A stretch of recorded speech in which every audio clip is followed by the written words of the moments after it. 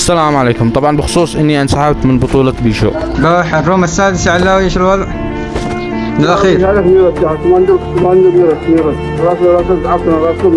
اوكي خلاص اقصى، يعني تأهل الخصم حقه صح؟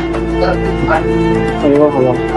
طبعا انا والله اني موجود باللوبي من الساعة 10 وقاعد في اللعبة وما طلعت منها حتى دقيقة واحدة، والكل يشهد على كلامي. بس هم فعلوا لي رسالة بالمجموعة قالوا كوماندو تعال راسلنا. طيب انا التليجرام عندي بالتلفون الثاني والتلفون قاعد فيه بالبوبجي، يعني ما بين التلفون الثاني مش مشغله. تمام بتقولوا هذا غلط. تمام لحظة خلوني افهمكم. انا الرومات اللي لعبتها من قبل كنت داخل الجيام يسوي لي رسالة باللعبة تعال الان دورك، اطلع طوالي ادخل اشغل التليجرام مثل ما هم مبين قدامكم. وحتى كان المفروض بعد الروم تنتظرون اقل شيء بالبث 5 دقائق، مش تسوون الرسالة قبل برومين وانا جالس اتابع البث وجالس باللعبة. انا عن نفسي زعلان ومش زعلان. زعلان لانهم كانوا بيقولوا اني مش موجود جالس باللوبي منتظر من الساعة 10، مش زعلان لاني شاركت يعني باقل امكانيات من حيث الفريمات والبنجت. حد اي واحد كان يدخل رومات بطولة وبنجة فوق ال 120، وفوق كذلك فريماتي ما تعدى ال 40 فريم، يكفي اني وصلت اخر 10 لواعيب بالبطولة.